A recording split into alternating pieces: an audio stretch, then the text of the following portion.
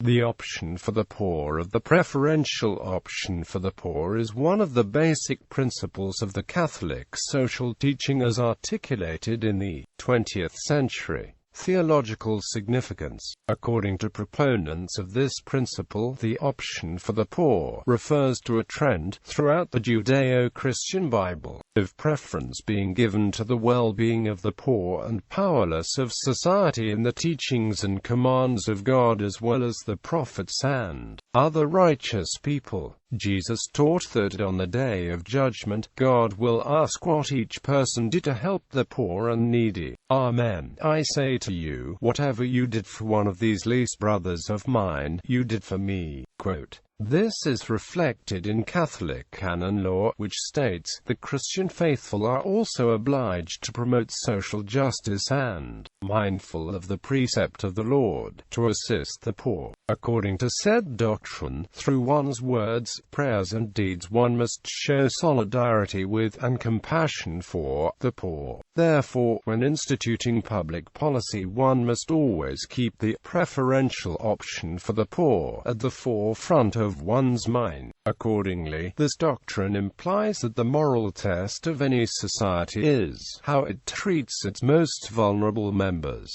The poor have the most urgent moral claim on the conscience of the nation. We are called to look at public policy decisions in terms of how they affect the poor. Quote. Pope Benedict XVI has taught that love for widows and orphans, prisoners, and the sick and needy of every kind, is as essential as the ministry of the sacraments and preaching of the gospel. This preferential option for the poor and vulnerable includes all who are marginalized in society, including unborn children, persons with disabilities, the elderly and terminally ill, and victims of injustice and oppression. Origin and usage. The phrase option for the poor was used by Fr. Pedro Arup, Superior General of the Society of Jesus in 1968 in a letter to the Jesuits of Latin America. The principle was articulated by the Catholic bishops of Latin America at the influential conferences in Medellin and Puebla, as well as by several popes, particularly Pope John Paul II. Pope John Paul II's encyclical Sanctissimus Annus elaborates on this principle, declaring it not limited to material poverty but encompasses cultural and spiritual poverty as well. The Compendium of the Social Doctrine of the Church published by the Roman Curia summarizes the principle. Pope Francis's Apostolic Exhortation Evangelii Gaudium includes a section on the special place of the poor in God's people, in which he noted that, without the preferential option for the poor, the proclamation of the gospel risks being misunderstood or submerged. Liberation theology debate. In its origins, the concept was connected with the liberation theology movement of the mid-20th century. As a developed theological principle, the option for the poor was first articulated by Fr. Gustavo Gutierrez, O.P. in his landmark work, A Theology of Liberation. Gutierrez asserts that the principle is rooted in both the Old and New Testaments and claims that a preferential concern for the physical and spiritual welfare of the poor is an essential element of the gospel. In the mid-1980s, Cardinal Joseph Ratzinger, who later became Pope Benedict XVI, led the effort by the Holy See to stop liberation theology, which he viewed as a form of Marxism. In August 1984, shortly before the release of the official view of the Holy See, he strongly criticized several arguments of liberation theology in a private document to theologians leaked to the press.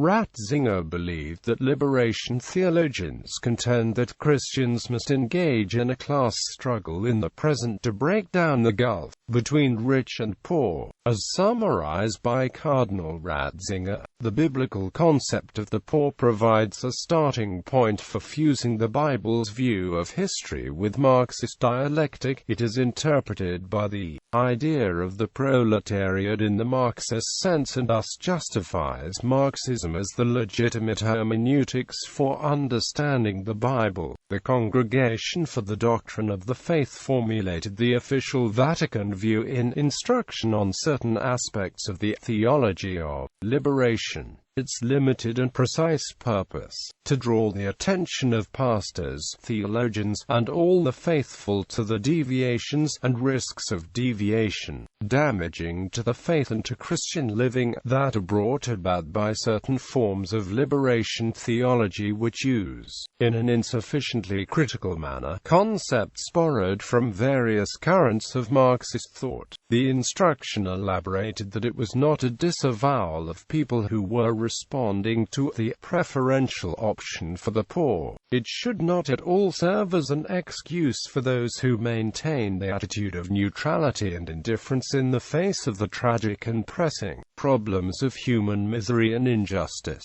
The instruction implied that some liberation theologians supported methods similar to the deprivation of people's freedoms by totalitarian regimes, in the name of liberation.